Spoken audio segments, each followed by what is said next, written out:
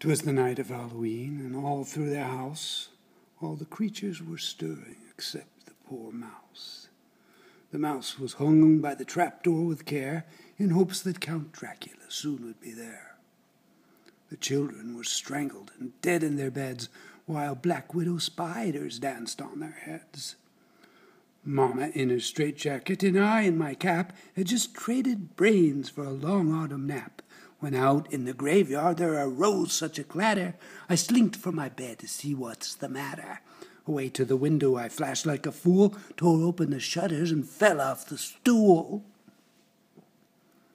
The moon on a pile of rust-reddened leaves gave a sensation of blood that about made me heave, when what to my bloodshot eyes did appear but a miniature hearse and 8 tiny werewolves, with an ugly old driver so putrid and black.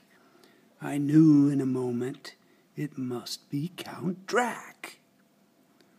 More flitty than fairies the maggots they came, and he spit, and he belched, and he blurted their names. Now Smasher, now Basher, now Crasher, and Nixon. On Vomit, on Cupid, on Condor and Flitzen. To the top of the torch, to the spikes in the wall. Now smash away, crash away, bash away all. And then, in a frenzy, from in between the slats, came brain-chewing, heart-sucking, eye-eating rats.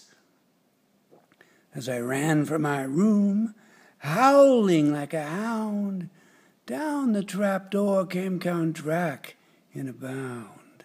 He was dressed in all black from ankle to neck, and his clothes were covered with all kinds of yuck.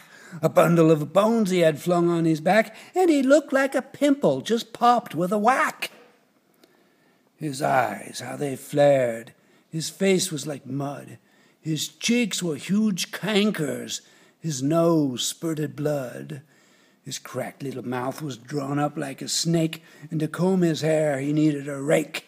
The stump of an arm he held tight in his teeth. From his ear came a smoke ring as round as a wreath.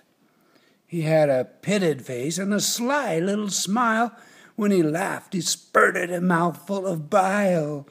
He was skinny and wrinkled, the son of the devil. I shook when I saw him, and I'm on the level. He winked with his eye, the one in the middle. I looked at my leg. I had started to piddle. He spoke not a word, but went straight to his work. Bit the poor mouse and sucked it in with a jerk, and scratching a hole alongside his nose, and picking a scab up the trapdoor he rose. He sprang to his hearse and gave his maggots a bone, and away they all flew. I was finally alone. But I heard him exhort as he slithered from sight, "Find somebody's neck and have a good bite."